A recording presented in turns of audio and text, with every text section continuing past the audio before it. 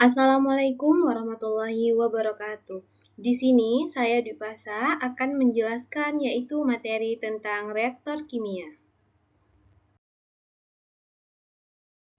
Di mana materi yang akan saya jelaskan tentang reaktor kimia yaitu mencakup definisi reaktor kimia, jenis-jenis reaktor, kekurangan dan keunggulan reaktor kimia, rumus setiap rancangan reaktor, hubungan laju reaksi dengan volume setiap reaktor, beserta contoh industri yang menerapkan setiap reaktor tersebut.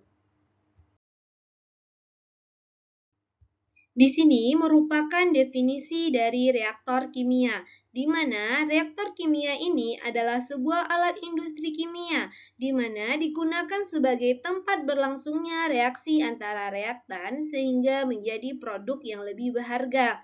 Di mana dalam suatu industri, reaktor ini biasanya seringkali digunakan sebagai proses pengadukan dan proses lainnya.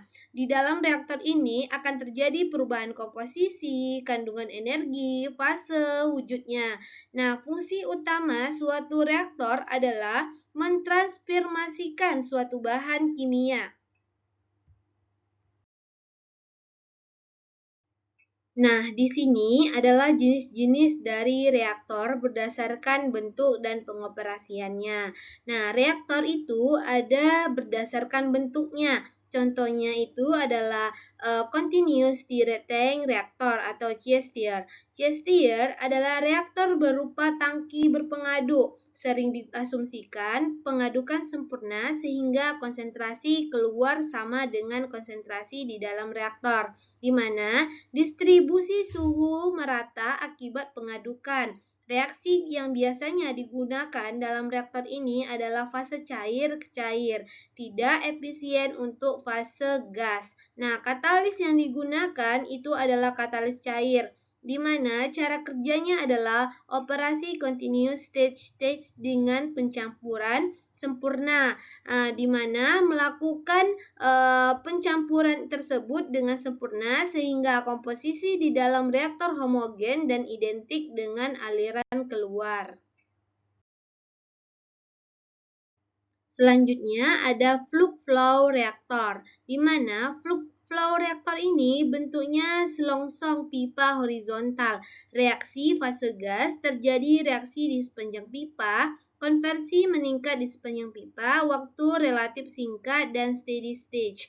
Di mana cara kerjanya adalah reaktan akan masuk ke dalam pipa dan terjadi reaksi di sepanjang pipa. Nah, aliran masuk dan keluar dalam pipa terus mengalir secara kontinu.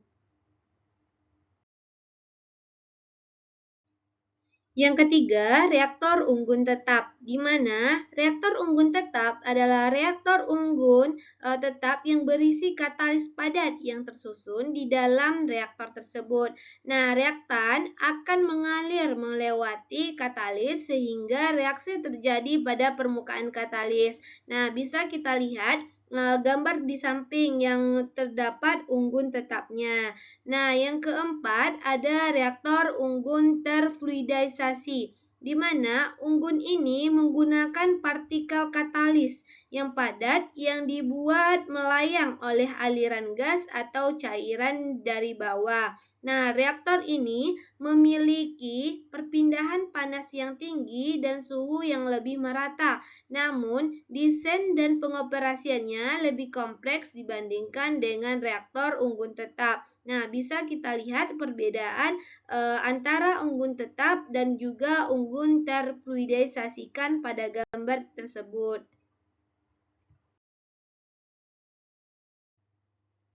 Selanjutnya, ada jenis reaktor berdasarkan pengoperasiannya.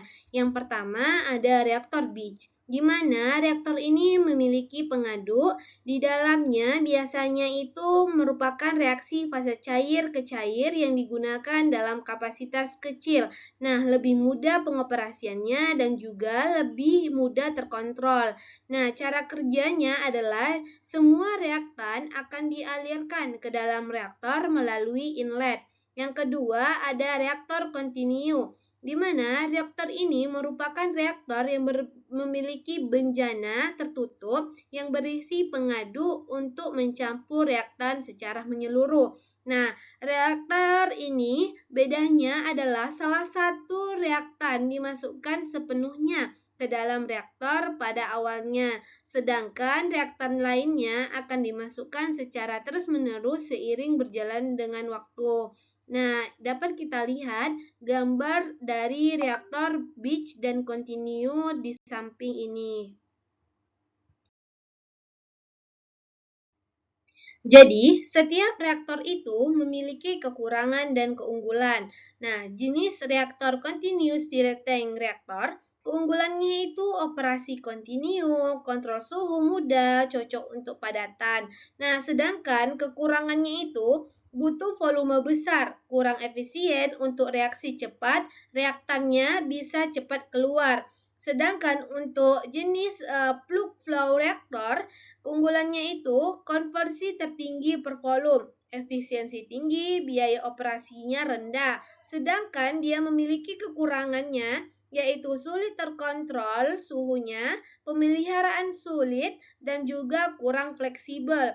Nah, untuk reaktor batch, fleksibel keunggulannya, kontrol kualitas baik, ideal skala kecil. Sedangkan kekurangannya itu ada waktu henti, operasi tidak stabil, dan biaya yang digunakan dalam operasinya itu cukup tinggi.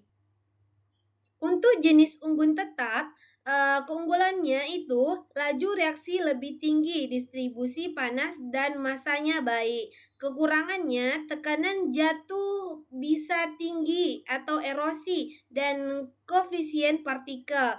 Nah, untuk jenis reaktor kontinu, keunggulannya itu produktivitas tinggi, kondisi operasionalnya stabil, dan kekurangannya itu kurang fleksibel dan sensitif terhadap gangguan. Berikut ini merupakan contoh-contoh industri dalam penggunaan reaktor. Yang pertama, ada industri pengolahan limbah biogas di mana sering menggunakan reaktor CSTR. Yang kedua, ada industri farmasi pengolahan formulasi obat yang mana sering menggunakan reaktor batch.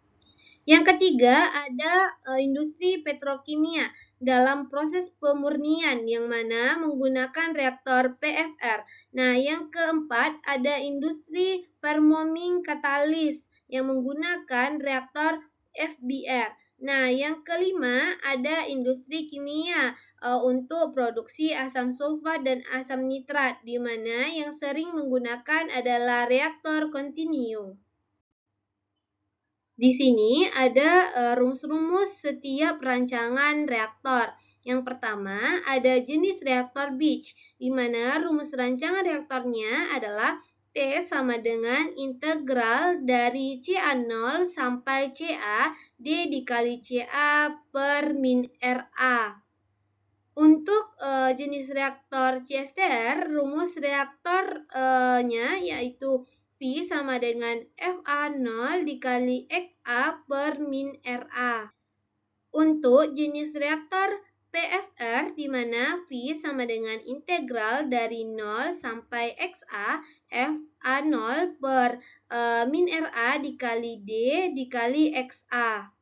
Untuk rumus reaktor jenis Fickett bed di mana W sama dengan integral dari 0 sampai XA FA0 per min RA dikali D dikali XA.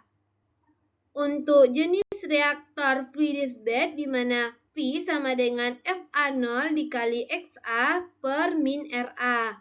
Nah, keterangan simbolnya adalah FA0 sama dengan laju alir mol A masuk, FA sama dengan laju alir mol A keluar, XA sama dengan konversi reaktan A, RA sama dengan laju reaksi, RA aksen A sama dengan laju reaksi per berat katalis, V sama dengan volume reaktor, W sama dengan berat katalis, dan T adalah waktu reaksi yang dibutuhkan. Di sini dapat kita lihat hubungan antara laju reaksi dan volume dalam setiap reaktor. Yang pertama, ada reaktor batch, di mana pada reaktor batch, volume reaktor bersifat tetap selama reaksi berlangsung.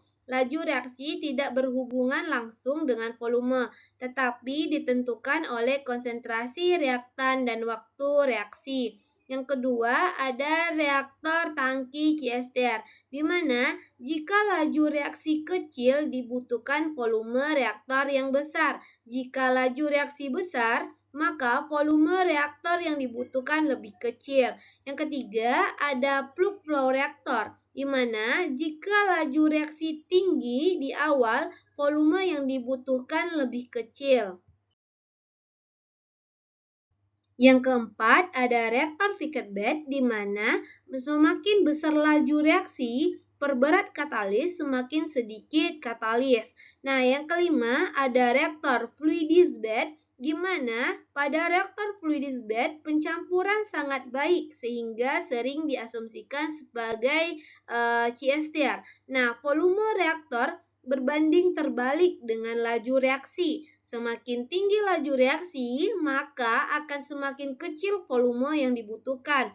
Nah, yang keenam ada reaktor kontinu, di mana pada reaktor kontinu, volume reaktor dapat berubah terhadap waktu karena adanya aliran masuk reaktan. Nah, volume mempengaruhi laju reaksi secara tidak langsung untuk merubah konsentrasi. Baik, hanya itulah yang dapat saya sampaikan terkait materi reaktor kimia tersebut. Apabila terdapat kesalahan dan kekurangan, saya mohon maaf. Saya mengucapkan terima kasih. Assalamualaikum warahmatullahi wabarakatuh.